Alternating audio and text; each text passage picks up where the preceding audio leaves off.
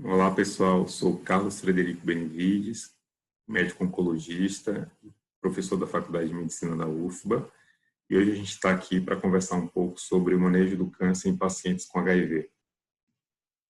A gente vai tentar falar um pouco da epidemiologia, da patogênese, do câncer e HIV, do manejo clínico das principais neoplasias, inclusive das neoplasias definidoras de SIDA, da síndrome de imunodeficiência, e um pouquinho das nuances dos tratamentos quimioterápicos em pacientes em uso de terapia antirretroviral.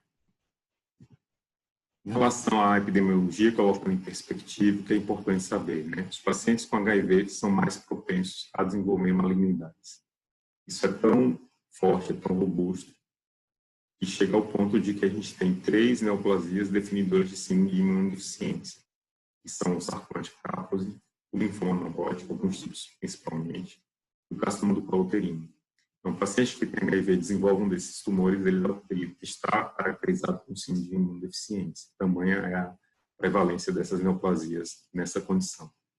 Com o advento da terapia antirretroviral, a gente observou que houve uma queda importante desse tipo de tumores, mas ainda assim, eles estão em maior número quando comparado às neoplasias não definidoras. Isso vem melhorando, mas os pacientes HIV, em geral, eles têm um número maior de cânceres quando os pacientes não HIV.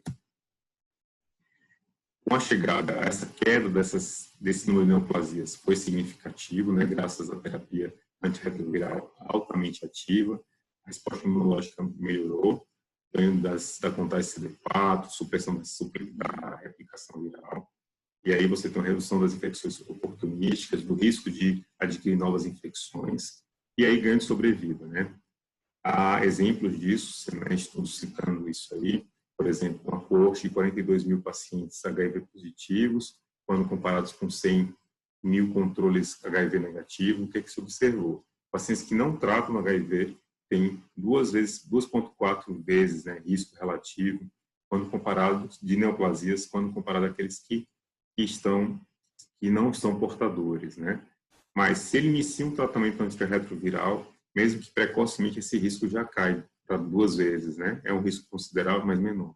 E se ele tem essa supressão da atividade viral do HIV por mais tempo, esse risco cai ainda mais para o risco relativo da ordem de 1,52. E muito notadamente nas neoplasias definidoras de HIV. Isso é bem interessante.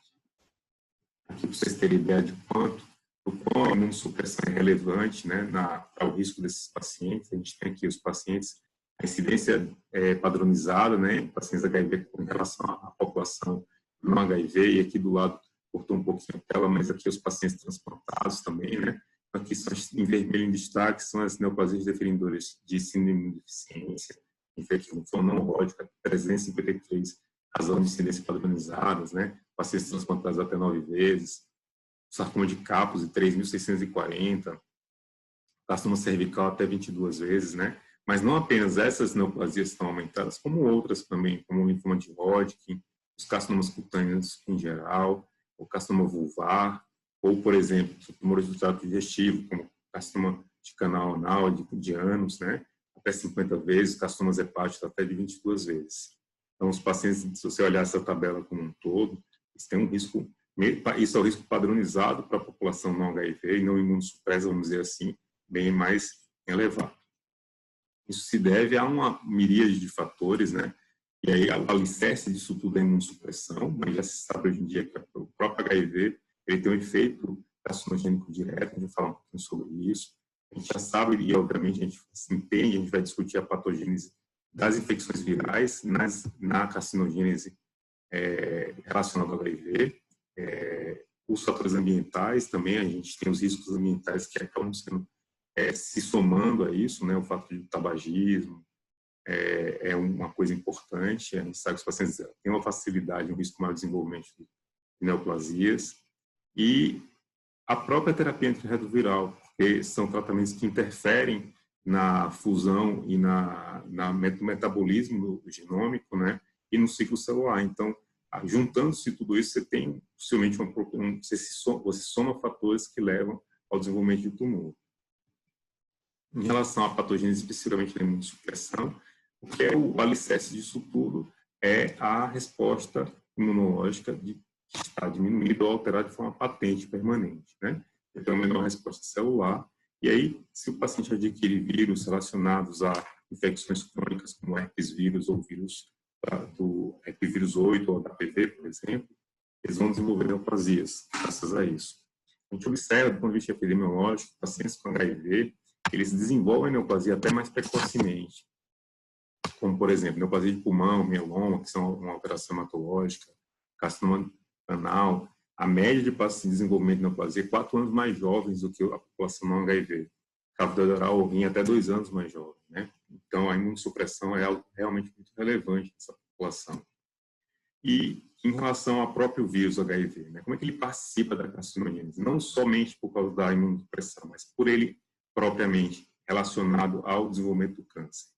Já foi mostrado que o HIV, ele tem um efeito de ativação de proto-oncogênese, né, genes que facilitam o ciclo celular, a incorporação do material genômico da HIV, levando a modificações do ciclo celular das células cometidas, uma inibição da ativação de genes supressor tumoral, como, por exemplo, o P53, que é um gene que regula o ciclo celular, que evidências mostram que o HIV, na maneira como ele atua no linfócito, suprimindo a atividade linfocitária, a aplicação linfocitária em outros tecidos, ele também leva a isso.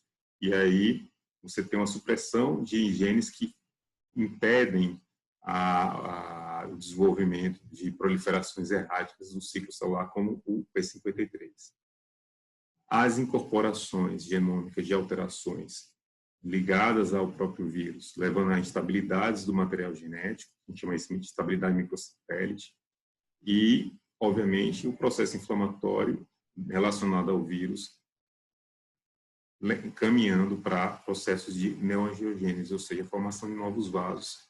E aí, com novos vasos, proliferação ativada, inibição do crescimento de célula normal desativado, então você tem um ambiente totalmente favorável ao que a gente chama os hallmarks of cancer, né? Que são os gatilhos para o câncer, que é você fugir da apoptose, você produzir angiogênese sustentada, né? Você ter alterações de replicação contínua, ininterrupta, tudo isso junto com o próprio vírus, com a própria relação do vírus HIV. Aqui falando de outros vírus, além do HIV, um vírus muito conhecido que é o vírus do herpes vírus 8, né? Que é muito relacionado ao sarcoma de Kaposi, mas não somente a ele, né? A doença de Castleman, que é uma linfoproliferação atípica generalizada, e um linfoma de efusão primária, que é muito grave esse linfoma, a incorporação do material genético desse vírus em células normais, levando à neoplasia. Aqui em cima a gente tem alguns sintomas, algumas fotos de 2 pacientes com Kaposi, a gente tem um infiltrado importante linfovascular aqui. Aqui na doença de Kaposi, a gente vê isso na microscopia, né? Uma fusão com as células do epitélio linfovascular, levando à proliferação desses epitélios, e aqui o gene aqui é uma marcação do gene nuclear, né? Por inclusão viral.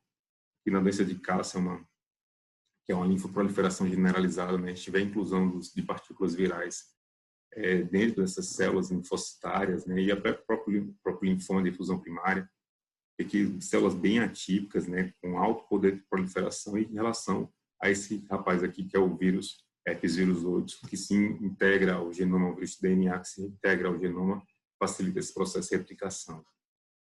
Outro vírus importante também é o vírus da HPV.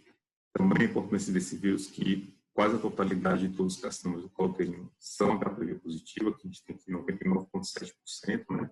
Alguns são de mais baixo risco, que estão mais relacionados a verrugas, que é os sorotipos 6 e 11, mas não, eles são carcinogênicos também.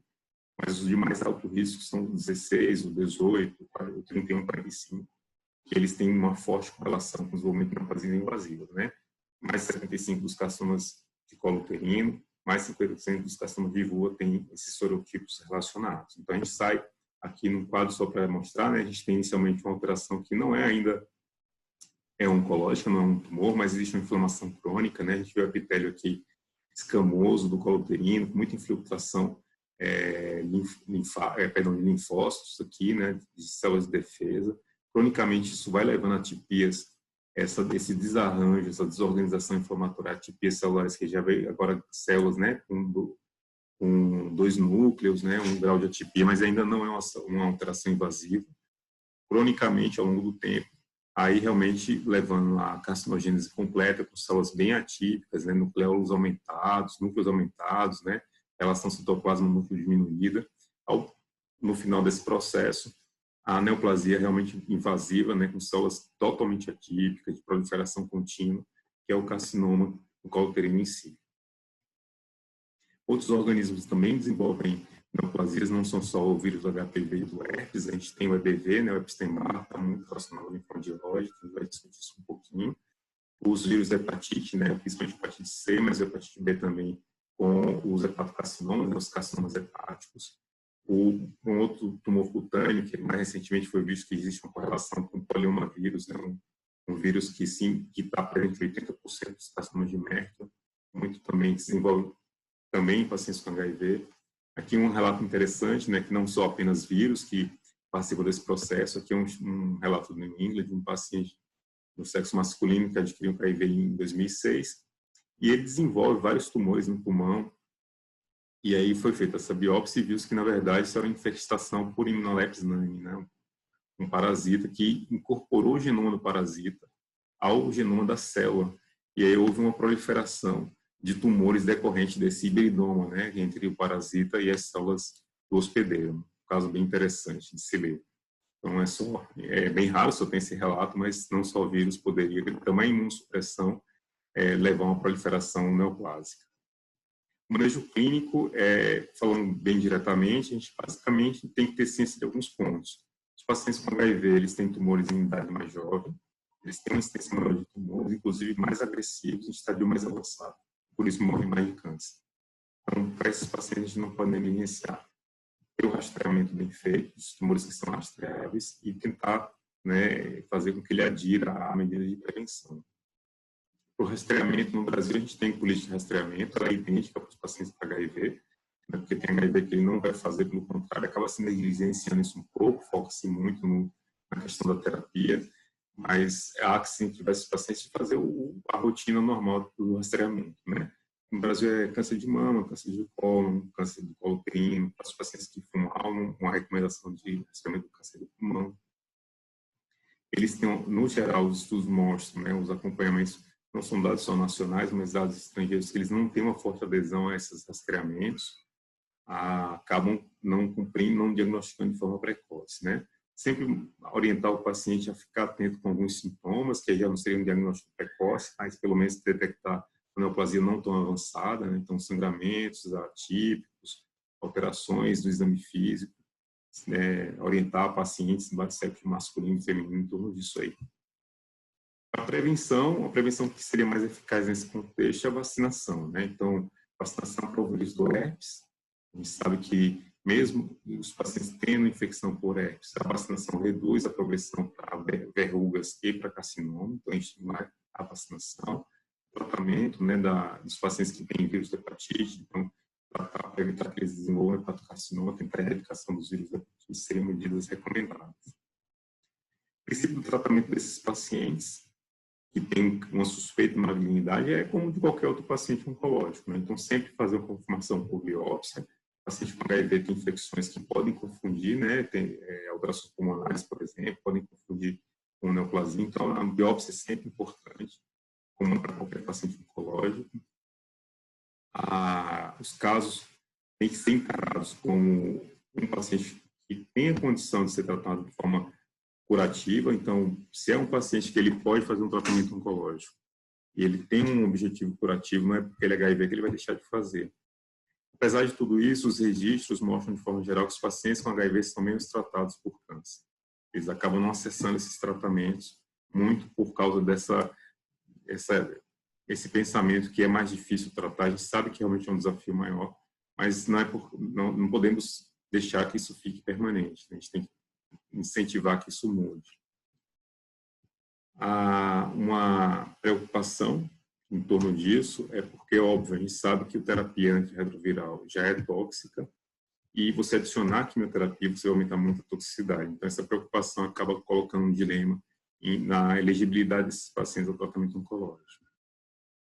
Falar um pouquinho dos tumores, a gente começou do manejo clínico, né? Tentar falar dos 3 definidores de SIDA, né? Da imunodeficiência. Então, começar pelo sarcoma de Kaposi.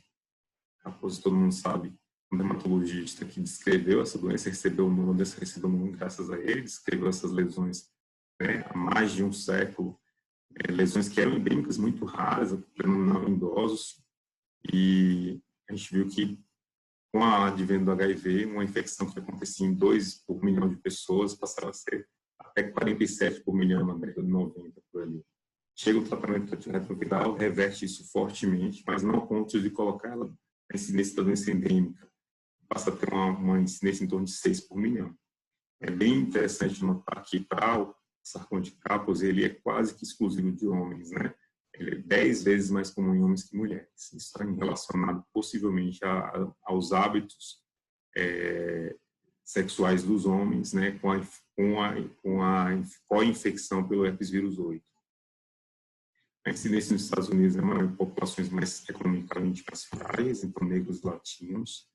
Antigamente a sobrevida era muito ruim, em torno de 10% em 5 anos, agora já está mais de 70% em 5 anos, então houve um grande avanço. A gente vai ver por quê, né? Os tratamentos foram combinados e melhoraram bastante. E ainda a gente tem mais da metade dos casos diagnosticados em doença mais localizada, que é mais fácil de controle e cura, muitas vezes. Ao se pensar o porquê desse desenvolvimento de doença, a gente falou sobre os mecanismos envolvidos na carcinogênese, né, viral. Então, parece que o sarcoma de Kaposi é uma doença inflamatória neoplásica, vamos dizer assim.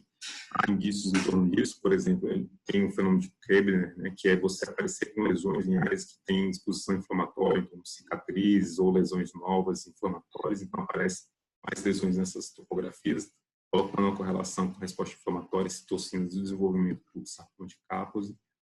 Tem vários estudos mostrando que você ter endotélio vascular, né, endotélio linfovascular, quando você expõe as citocinas inflamatórias que estão elevadas no HIV, você tem uma mudança desse epitélio para um epitélio fusiforme, semelhante ao epitélio do sarcoma, né? Então talvez seja uma indução da resposta inflamatória crônica, levando ao desenvolvimento desses sarcomas. Aqui só a parte histológica para comprovar isso aqui, né? Tem histologia, então tem alterações nucleares da própria incorporação do genoma viral no núcleo. Você tem alterações no epitélio linfático, no epitélio endotelial, e até na resposta do sistema imunológico com alterações macrofágicas, né, diminuindo a resposta imunológica nesse ambiente. As manifestações clínicas, falando rapidamente, né, a gente sabe que a doença que predomina, a manifestação cutânea é fácil de detectar, é muito característica, então é sempre nos membros inferiores, em face e em genitália são os sítios mais comuns, são placas violáceas ou nódulos que estão presentes nessas regiões, caracteristicamente indolores, eles não doem, geralmente não tem necrose. Quando tem dor e necrose, geralmente são lesões muito avançadas ou com infecção secundária. E são uns exemplos, né, uma lesão na parte da ponta do nariz, essa característica que é geralmente simétrica, né, nas áreas que tem mais tensão de pele, elas ficam meio lineares, assim, a gente costuma ver esse padrão. Pode também membro inferior, muito comum, inclusive nessa apresentação, com algumas lesões nodulares, genitália tem esse feitio bem violáceo nodular. Todos nós, com certeza, já viram pacientes assim. Aqui é uma coisa muito importante de se discutir, né? A gente tem o Kaposi de cavidade oral. Uma vez em cavidade mucosas, esse Kaposi é considerado doença sistêmica, não é mais cutâneo, né? Então, predomina em pálpebra e gengiva. Um terço dos pacientes que desenvolvem Kaposi tem nessas localidades e em 15% deles já é a apresentação inicial. Outra apresentação importante que é negligenciada é a gastrointestinal. Ela geralmente é sintomática, mas em alguns pacientes podem ser de tamanho de tensão que tenha sintomas constitucionais como náusea, vômito, hematopesia, melena, anemia, quase diarreia intermitente. Quando não existia a terapia antirretroviral, era até 80% dos pacientes desenvolviam esses sintomas, hoje não é tão mais extenso, não é tão mais relevante assim. E é óbvio que quanto menos extenso, menos sintomático. Então, o que a gente fala é que o paciente tem lesão cutânea por mucose, sempre tenta investigar o trato digestivo, fazer uma endoscopia, observar se não tem nenhuma lesão, se ele for completamente assintomático, né? Pelo menos isso aí para não ter senão lesão esôfago-gástrica. Um outro ponto importante do sarcoma de Kaposi é a manifestação da síndrome inflamatória sistêmica. É uma reação muito grave, alguns pacientes desenvolvem, né, abrem um quadro dessa forma. Ela se manifesta com febre, alterações neuropáticas, sintomas gastrointestinais e respiratórios, principalmente dispneia. Você vê um quadro de inflamação pulmonar, você fica com muita dúvida se isso é infeccioso ou não. Do ponto de vista laboratorial, você tem disfunção hepática, renal, um paciente bastante grave, a gente já teve alguns casos lá na faculdade. Um diagnóstico diferencial que você tem que estar atento, porque pacientes que têm doença de Cálcio, que é o mesmo vírus que está relacionado com o vírus 8, pode manifestar com esses sintomas, né? Febre, neuropatia, mas geralmente o Cálcio tem a linfadenopatia generalizada que na resposta inflamatória sistêmica só pelo capos e não há. Isso se deve a uma resposta inflamatória exacerbada, uma resposta inflamatória errática. Ela tem uma correlação ruim porque ela é um indicativo de mau prognóstico. A média de sobrevida desses pacientes é em torno de 1 ano, um pouco mais de 1 ano. O tratamento, basicamente, é paliar os sintomas relacionados à doença. Se é uma doença muito localizada, ela pode ter uma abordagem curativa. Às vezes, uma única lesão que você retira já é pela biópsia curativa. Mas poucas lesões cutâneas, elas com até a própria terapia antirretroviral podem ser suprimidas e tratadas. Mas as lesões mais extensas precisam ser tratadas por diversos motivos. Porque o tratamento oncológico, junto com a terapia antirretroviral, oferece ganho de sobrevida. Outro que essas alterações, como estão na pele, elas têm grande impacto social para esses pacientes. Então, você fazer o tratamento induz uma melhora dessa resposta e uma melhora de qualidade de vida para esses pacientes. Então, o tratamento é sempre a terapia antirretroviral, em combinação com quimioterapia, né? Ela pode ser feita de forma isolada quando o capos é só cutâneo, quando você não tem doença visceral, e quando você tem poucas lesões cutâneas, né? Você não está muito sintomático. A gente observa, né, já falando isso, que com a terapia antirretroviral houve uma queda expressiva dos casos de capose. Ele deixou aqui, o capose epidêmico, né? E aí você vê, que entre 93 e 94, a gente tinha em torno de 32 pacientes ano, isso caiu para 3 pacientes por 1.000 pessoas anos em 99, então houve uma redução. Mais recentemente a gente tem visto até mais casos, talvez alguns pacientes não aderindo tão bem ao tratamento antirretroviral, ou eventualmente alguns subtipos, sorotipos relacionados ao herpes vírus um pouco mais agressivo, mas de forma geral a incidência é bem mais baixa que no passado. Um fenômeno importante de se lembrar para o capos é a síndrome de reconstituição imune. É quando você inicia um tratamento antirretroviral, o paciente tem poucas lesões, essas lesões aumentam, tanto em número quanto as lesões ficam mais extensas, geralmente entre 3 e 6 semanas do início da terapia antirretroviral. Há uma parte desses pacientes, isso se reverte, isso é só uma coisa transitória, outros não, isso fica permanente e demanda um tratamento oncológico, um tratamento combinado com quimioterapia. 10% dos pacientes virgens de tratamento podem manifestar essa síndrome, e os principais fatores de risco são aqueles que, estranhamente, têm uma maior quantidade de CD4 no diagnóstico, aqueles que têm edema relacionado ao capos, isso é muito importante, né? Pacientes que já têm edema no meio inferior, algum edema até às vezes nasal que eles desenvolvem, então tem maior risco de desenvolver a síndrome. A doença que é mais extensa e que tem a maior carga viral, né? Uma contagem, um log de contagem de cópias de HIV maior. Para lesões muito pequenas, a gente pode fazer só tratamentos estéticos até.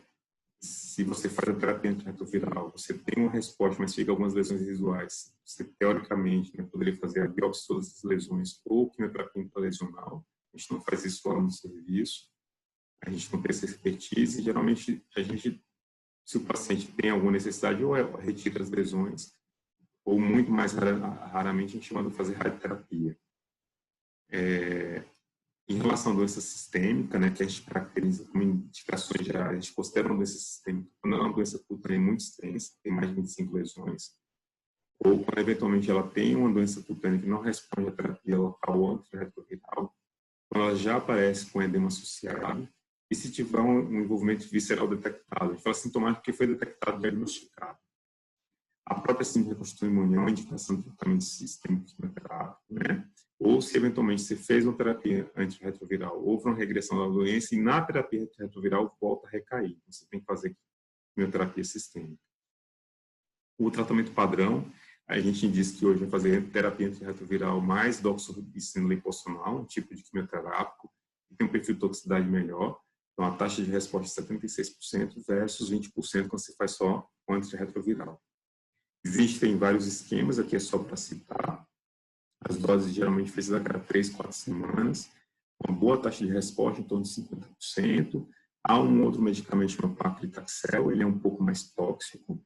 Há uma resposta um pouquinho maior do que o doxorubicina, discretamente maior, mas as custas de uma toxicidade maior. Ele leva mais alterações de neutropenia, desenvolve mais neuropatia. E como a gente sabe que a sobrevida é semelhante, né, ele tem uma resposta maior, mas a sobrevida global dos pacientes é idêntica, praticamente a gente prefere, na primeira linha, a doxorubicina liposomal. A doxorubicina não está disponível na rede pública, então muitas vezes a gente acaba tendo que substituir pelo paclitaxel, que é esse sim, a gente tem condições de fazer na rede pública. O câncer do colo uterino, a gente sabe que todas as pacientes com HIV têm um risco aumentado dessa neoplasia, elas têm uma co-infecção com o HPV de forma muito frequente. Já de cara, a prevalência em torno de 30% a 40% de lesões vulvares, lesões de colo uterino nessas pacientes. Então, é importante que faça um rastreamento mais de perto, mais rigoroso.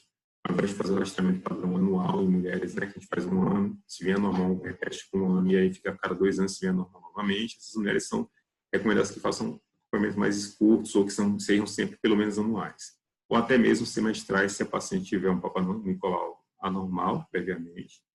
Se a gente tem uma genotipagem de alto risco, é importante que se fique atento. Se ela ainda tiver sintomas do HIV, ou então baixa carga de CD4, tudo isso é indicação de você ficar mais atento, porque esses pacientes podem desenvolver câncer do colo uterino sim. A questão dos estadiamentos, não é só para exemplificar, né, que a gente tem os estadios mais iniciais, o que a gente deseja tratar os pacientes no estadio clínico 1. A partir que tem o estadio clínico 2, a doença já está se estendendo para a vagina e para o paramétrio, então já é uma doença mais avançada, mas ainda assim passível de cura. Os estádios clínicos 3 e 4, o 4 é a doença incurável, né, vamos dizer assim, quando seja paliativa, são doenças mais extensas que aí demandam quase que exclusivamente tratamentos de quimioterapia. Aqui estão os exemplos de tratamento para essas alterações, né? Quando a doença ainda não é invasiva, ou seja, não é realmente neoplásica, não é invasiva, não é um carcinoma verdadeiro, uma lesão pré-maligna, então a só conização, a retirada do colo uterino, né, de parte do colo uterino, é o tratamento curativo. Lesões mais precoces, a esterectomia total, contração de linfonodos, é o tratamento de escolha, não se precisa fazer quimioterapia, não é indicada na maior parte desses pacientes. Para as pacientes que têm invasão já de paramétrio, extensões maiores de vagina, aí a gente geralmente indica tratamento combinado de radioterapia e quimioterapia. E a doença que é mais avançada, pode-se fazer radioterapia paliativa ou quimioterapia paliativa, que são esquemas mais diversos, e aí combinações de drogas como platinas, paclitaxel, anticorpos monoclonais antiangiogênicos, como bevacizumab. A doença linfoproliferativa, eu só queria colocar exemplos dessas doenças, que você fique atento, né? Então, geralmente, uma coisa que é importante é lembrar que nos pacientes HIV, não raro, eles são extranodais, ou seja, não são só nos linfonodos, podem estar em outros órgãos, como principalmente o trato digestivo, né? O esôfago, o estômago, o trato intestinal, o linfoma malte, o linfoma do manto, então tem que ficar atento a essas localizações.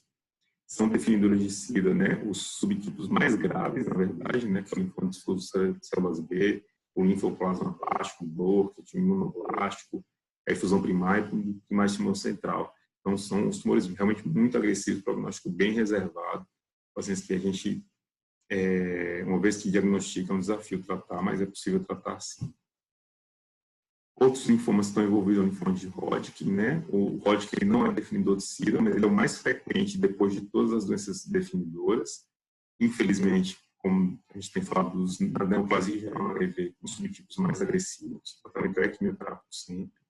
Existem alterações plasmacitárias, com a proliferação dos plasmócitos. Às vezes são proliferações não neoplásicas, com gamopatia monoclonal, doença da cadeia leve, mas eventualmente até neoplasias verdadeiras como mieloma ou a leucemia de células plasmablásticas.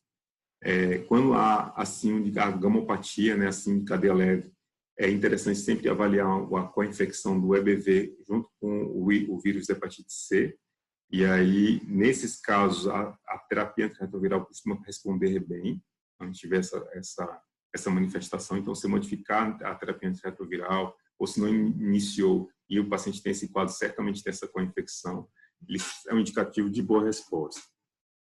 O tratamento, agora para finalizar, como é que a gente maneja o tratamento quimioterápico nos pacientes que têm antirretrovirais? Existem alguns ajustes a serem feitos. A gente, óbvio, se preocupa porque existem toxicidades que há interseção, né? Ou seja, o próprio tratamento antirretroviral é tóxico, o tratamento oncológico é senso comum que ele é tóxico também. Então, se isso interage, você vai ter maior toxicidade. Uma toxicidade que preocupa muito é o maior risco de mielossupressão, né? Então, diminuição da contagem dos neutrófilos, neutropenia febril, infecções recorrentes. Muitas vezes os pacientes também são muito frágeis, eles estão com a doença avançada do HIV, tem a neoplasia, então são pacientes emagrecidos, com performance ruim, que limita a capacidade, né, quão o tratamento pode ser tóxico numa situação dessa, acaba sendo muito mais preocupante. A gente tem que sempre considerar, quando vai iniciar o tratamento, que a gente não deve interromper a terapia antirretroviral. Há várias, vasta literatura mostrando que o paciente precisa ter o tratamento contínuo. Você precisa fazer modificações dos medicamentos quimioterápicos ou, dentro do possível, das terapias retrovirais, né, de acordo com a necessidade de cada caso. Há, felizmente, agora drogas mais novas, como os inibidores de integrase, inibidores de entrada. Eles têm um risco menor de toxicidade e interação medicamentosa com os quimioterápicos, né. Por outro lado, da parte do tratamento oncológico, a gente está tendo mais tratamentos baseados em anticorpos monoclonais, e esses realmente não interagem, até pela farmacocinética, com a terapia antirretroviral, então dá algumas alternativas para a gente planejar o tratamento desses pacientes. Então, qual é a lei, vamos dizer assim, de planejamento terapêutico desses pacientes? É minorar a toxicidade, né? Ou, se for possível, você trocar um antirretroviral por outro em perfil de menor toxicidade, melhor. Então, se eu tenho uma droga que é hepatotóxica e eu sei que a quimioterapia é hepatotóxica, eu vou tentar fazer um antirretroviral menos hepatotóxico, né? E também conversar com o oncologista, se ele consegue fazer um tratamento, se você tem um antirretroviral que você não pode mais, é indispensável para esse paciente, você tentar mudar o padrão da quimioterapia, né? Eventualmente, você pode interromper por curtos períodos a terapia antirretroviral. E onde é que seria discutível isso? Seria possível discutir isso? É quando você tem um tumor que é curável, né? Então você tem ali, por exemplo, paciente que tem um tumor de colo uterino que vai ser tratado só com um curto período de quimioterapia e radioterapia. Você poderia parar o tratamento dele, que você sabe que ele vai terminar logo esse tratamento. Ou no outro caso, né? O outro lado da moeda, vamos dizer assim, o paciente já tem uma doença oncológica tão avançada, metastática, que está precisando ser tratada com quimioterapia por questões paliativas, para melhorar sintomas desse paciente. Esse paciente vai falecer dessa doença, então você interrompe a terapia antirretroviral para poder fazer tudo o que é possível do melhor tratamento oncológico que ele venha melhorar os sintomas. Em relação à mielotoxicidade, uma toxicidade que eu acho que é a mais importante de todas, relacionadas à terapia oncológica e à terapia antirretroviral, tem muita atenção para esse caso com a zidovudina, ela sozinha está relacionada a 8% de neutropenia severa, né? Então, não dá para fazer quimioterapia com zidovudina. Os inibidores de protease integrase também têm essa potencial mielotoxicidade, então ter cautela nessa combinação. Da parte da oncologia, é um senso de que as novas terapias, né, como terapia-alvo, pequenas moléculas, como elas não são necessariamente citotóxicas, né, elas não são venenos do ciclo celular, acha que elas são inócuas, mas não são. Então, muitas terapias, elas podem aumentar a toxicidade de imunossupressão, mielossupressão. Então, alguns estudos, o sunitinib, uma droga que usa para câncer de rim, já mostrou que a combinação de antirretroviral com sunitinib induz neutropenia grave, né? O efavirenz, por exemplo, aumenta muito a concentração do sunitinib, então aumentando essa mielotoxicidade. Por outro lado, o ritonavir diminui muito o efeito do sunitinib, a concentração sérica dele, então reduz o efeito do medicamento, então você perde a eficácia. Ficar atento a essas duas drogas quando for usar essa terapia-alvo, né? E outras que a gente vai ter que, obviamente, não dá para discutir tudo aqui, mas você consegue ver essas interações junto com a equipe de farmácia, né, consultando essas interações medicamentosas. A hepatotoxicidade, eu diria que é o segundo mais importante que a gente está atento. É muito comum nas terapias retrovirais, mas também nas terapias oncológicas. As terapias oncológicas é quase que a totalidade dos quimioterápicos tem algum grau de metabolização hepática ou excreção hepática, pelo menos. Então, a zidovudina, a didanosina, a stavudina, são drogas que têm que ter muita cautela no tratamento oncológico, né? Elas estão relacionadas até à esteatose lática. Se a gente puder substituir para drogas como a bacavir, né, lamivudina, efavirenz, é um perfil melhor, então o paciente vai fazer quimioterapia, substituir essas drogas por essas, você tem talvez você consegue certamente reduzir a toxicidade. E se for possível, junto com o oncologista, conversar com ele se ele não pode mudar a droga, se você não conseguir mais mudar os antirretrovirais para algum outro tratamento que não seja tão hepatotóxico.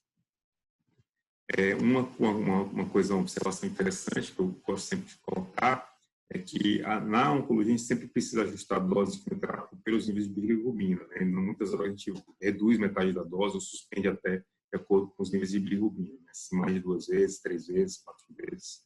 E aí existem 2 drogas que eu citei aqui, que são inibidores da glucuroniltransferase, que elas fazem um fenômeno semelhante à síndrome de Gilbert, né? Ela inibe a conjugação da bilirrubina indireta e direta. Então, você tem uma elevação de bilirrubina total às custas de indireta, mas isso não necessariamente é um processo de dano hepatocelular, então você não precisa mudar as doses do quimioterápico. Você poderia manter essas drogas, mesmo que aumente um pouco de bilirrubina, as doses de quimioterapia não mudam, é só para ter uma atenção em relação a isso. De cardiotoxicidade é um fenômeno mais raro, mas é bem comum na parte oncológica, principalmente porque alguns antirretrovirais podem potencializar a cardiotoxicidade na indução de arritmias por alteração de repolarização e prolongamento do intervalo QT. Então, ritonavir, atazanavir estão relacionados ao prolongamento do intervalo QT. Então, avisar o oncologista e avaliar se a droga que ele está usando também não tem esse fenômeno, né? Se não tem esse comportamento. Por exemplo, pazopanib é uma droga também, uma terapia-alvo que usa para câncer renal, para alguns sarcomas. Em combinação com essas drogas seria muito temerário, porque poderia induzir arritmias fatais. E aí, para finalizar, as considerações finais, então, o que a gente tem que entender, né? Os dados epidemiológicos indicam que os pacientes com HIV, eles, de fato, têm maior risco de qualquer neoplasia, né, maligna, qualquer câncer. Alguns, ao ponto de ser, inclusive, definidoras de síndrome de deficiência. São, geralmente, pacientes mais jovens, com tumores mais agressivos, em estágio avançado. Então, sempre tentar em maneiras de buscar prevenção ou diagnóstico precoce, criar essa cultura dentro do consultório junto com o paciente. O substrato que envolve tudo isso são as interações imunológicas, né, e as próprias infecções virais relacionadas e os processos de proliferação e alterações genômicas inflamatórias relacionadas a isso. E aí, para tratar, dentro desse contexto, a mensagem que fica é que nunca se refutar um tratamento oncológico a um paciente só porque ele tem HIV. Mas sempre considerar que é importante entender como é a anaplasia, uma anaplasia mais agressiva, precisa ser vista e a atuação tem que ser rápida. Infelizmente, nem sempre é possível isso fazer na rede pública, né? Então tem que ter muita angústia, mas tentar não postergar esse tratamento porque está pensando que o paciente não venha tolerar o tratamento do HIV. Alinhar as estratégias terapêuticas do HIV, ou seja, o antirretroviral, com o perfil de toxicidade da quimioterapia, tentando ajustar esses remédios, modificar, reduzir doses ou fazer, né, junto com o oncologista, uma modificação do esquema terapêutico dele, para poder que o paciente seja tratado, né? Então, a mensagem que fica é sempre ter uma forte comunicação entre infectologista, oncologista, pensando exatamente nessas nuances. Algumas drogas precisam ser retiradas, outras precisam ser ajustadas, algumas não combinam com quimioterapia porque são muito hepatotóxicas, então ficar, de maneira geral, essa coisa que para tratar o paciente com oncológico, com HIV, é pensar desde o começo na hepatotoxicidade, na cardiotoxicidade, na mielotoxicidade e na gravidade da doença oncológica dele. Acho que fica essas mensagens. Eu quero agradecer a todos. Espero, através do e-mail que está colocando aí, se precisar, poder fazer mais discussões com todos vocês.